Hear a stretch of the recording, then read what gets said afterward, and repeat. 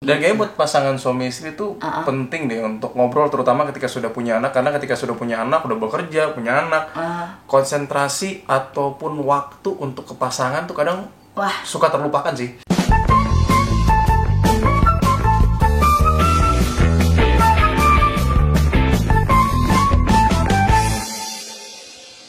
Yo, assalamualaikum warahmatullahi wabarakatuh. Waalaikumsalam warahmatullahi wabarakatuh. Luar biasa obrolan babi gua akhirnya bikin lagi. Kali ini di episode kedua dan yang berbeda adalah wow, terima kasih Box to Box kok mempercayakan kita berdua untuk mengisi konten podcast kalian. Padahal kalian tuh katanya adalah jaringan apa sebutannya? Number one podcast media network in Indonesia. Iyalah, luar biasa. Nggak apa tuh, klaim tahu selagi bisa.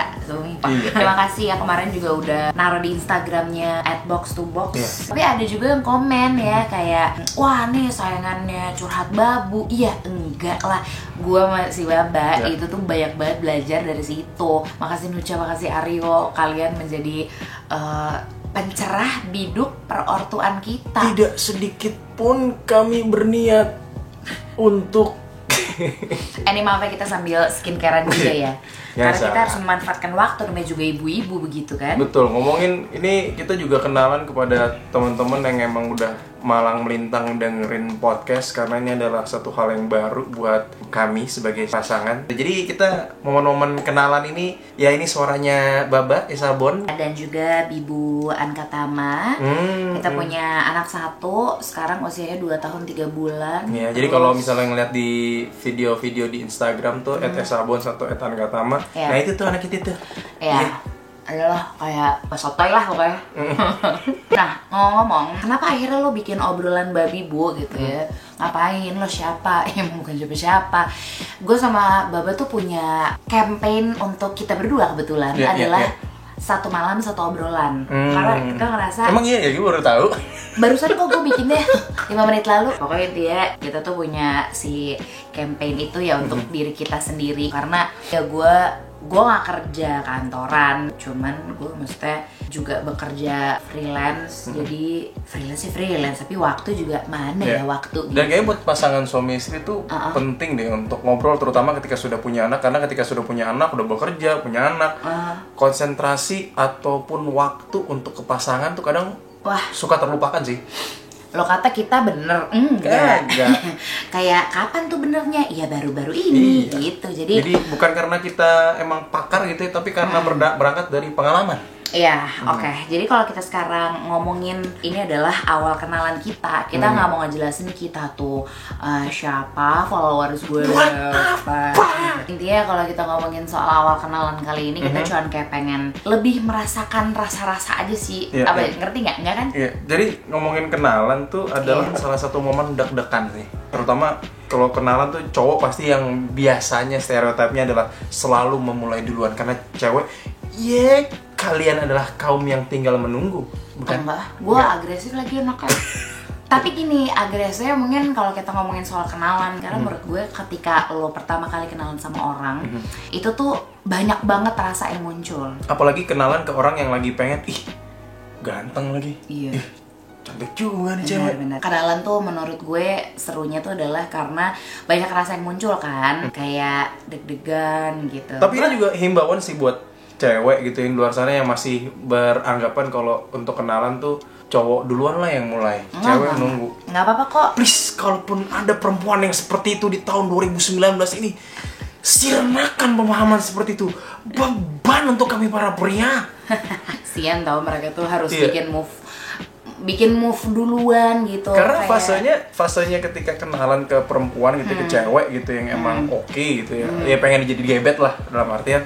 Fasenya tuh nggak berhenti deg-degan pada saat kenalan doang. Karena fase berikutnya adalah minta nomor handphone juga deg-degan, mulai nge-WhatsApp lah juga mulai deg-degan. Jadi proses deg-degan itu udah macam-macam, walaupun ngegelitik di perut tuh nggak sih, ada kayak apa sih, butterfly gitu ya. Gue ini belum pernah gue tanyain sih sama si Baba gitu. Kamu dulu pertama kali kenalan sama cewek zaman sekolah deh gitu ya, kita kenalan zaman sekolah aja. Ingat nggak siapa namanya? Dulu sih SMP, zaman cinta monyet. Ada cewek yang tiba-tiba kelas 1, ingat banget kelas 1 SMP. Ada cewek yang tiba-tiba, "Sa, nih ada yang mau kenalan sama lo." hah, itu adalah momen yang kayak deg-degan, terus kayak siapa nih cewek kok tiba-tiba mau kenalan. Dulu tuh zamannya Mak Comblang tau. Ada yang kayak gitu terus tiba-tiba. Jadi kamu dikenalin Karena dulu belum ada handphone lah ya, SMP itu belum ada handphone. Pun ada tuh udah akhir kelas 3 tuh baru ada Nokia 3310. Ingat banget. Kenalan tuh ya janjian. Habis sekolah jam berapa dulu? Karena dulu di SMP 75 itu kelas 1 masuknya siang, 75 Kebon Jeruk ya. Mungkin ada anak 75 di sini yang lagi dengerin ataupun yang nonton. Janjian di depan sekolah jam 5 sore. Perkara kenalan dong ribet juga ya? Ribet juga, janjian ya, karena kan beda kelas. Tiba-tiba kenalan, halo Esa, dia bilang, inget banget namanya Nindya. Nah tuh dia, inget gue namanya. Nindya siapa? Lupa namanya siapa Nindya, pokoknya inget banget namanya Nindya. Kalau gue nyari di Instagram, kepo. Mungkin sudah berkeluarga atau nggak tahu sudah di belahan dunia mana. Setelah kenalan, ada rasa deg-degan, terus lo teleponan nggak sih dulu? Teleponan, makanya dia yang agresif. Dia nelfon gitu, minta nomor telepon. Dia nggak apa-apa tahu, beneran nggak apa. Itu mempermudah step-step kalian para cowok. Betul. Walaupun yang cowoknya belum tentu tertarik atau enggak ya. Tapi nggak apa-apa menurut gue tuh, gue melegalkan banget kayak. Ibu kepolisian melegalkan. Nggak maksudnya nggak apa-apa kalau misalnya ada cewek yang halo duluan. Maksudnya sampai detik ini ya kayak lo nggak pernah tahu orang yang lo sapa itu ternyata adalah jodoh lo. Meskipun gue banyak nggak diminta jadi jodoh orang ya waktu itu karena rupa gue mungkin yang kurang menarik. Oke, kalau ngomongin awal kenalan kayak deg-degannya kalau zaman dulu kan. Walaupun sebenarnya kita ketika kenalan pun juga nggak ada momen deg-degan ya, karena emang nggak ada niatan satu sama lain untuk saling ngedeketin. Enggak, tapi kalau misalnya udah kayak mulai teleponan, ingat sih kalau zaman dulu tuh zamannya hafal nomor telepon gebetan. Kebetulan pacar pertama gue adalah orang yang pertama kali gue suka juga gitu. Siap. Sorry. Siapa namanya? Silakan diutarakan Ibu. Hai Agi, hubungan kita baik loh. Saya bilang tidak bilang buruk. Saya tidak bilang buruk. Ribut nih. Iya. Kalau zaman dulu tahun 90-an itu kalau kita nelpon tuh pasti Assalamualaikum, selamat malam tante, misalnya gitu. Misalnya Aginya ada gitu. Iya, waktu itu aku juga yang gue harus cerita. Pas ada saat Nindya itu telepon juga. Sumpah Nindya nelfon. Nindya yang telepon, dia nanya nomor. Gila, agresif juga. Dulu nomor telepon rumah masih yang lama kayak 76 3 19 27 deh waktu itu. Itu kita ngomong-ngomong udah nggak ada tuh nomor telepon udah baik. Era sekarang udah nggak ada. Telepon terus tiba-tiba ada telepon tuh dari siapa, dari Nindya. Ih, malu nggak? Itu ya Allah, deg-degannya kita kagak belum suka tuh belum ada tuh. Coba kayak anjir ditelepon cewek.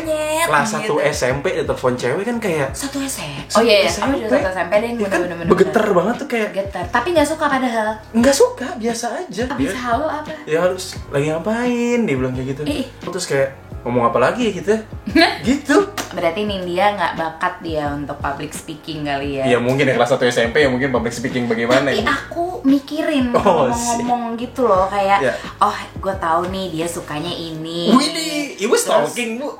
Bukan stalking, kalau zaman dulu kan kayak lo di kelas merhatiin dong orang yang lo ih gitu. Dulu nggak lucu deh kayaknya, apa ya zaman SD tuh gemes. Enggak gemes, kayak unyu. Masih ada nggak sih yang pakai kata unyu?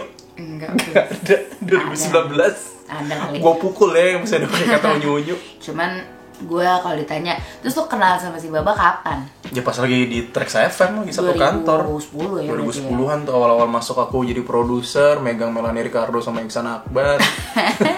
Dua penyiar tersayangku itu. Sama buka. Iya, sekarang udah jadi fotografer artis, musisi dan lain-lain lah, luar biasa. Dan udah kurus. Siap.